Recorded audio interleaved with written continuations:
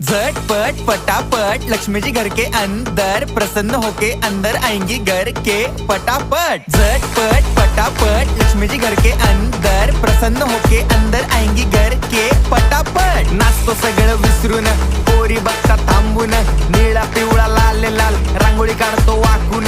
सणासुदीला रांगोळी काढ, भाऊचा बर्थडे रांगोळी काढ, नवीन वर्ष रांगोळी काढ, कलर उरला रांगोळी काढ।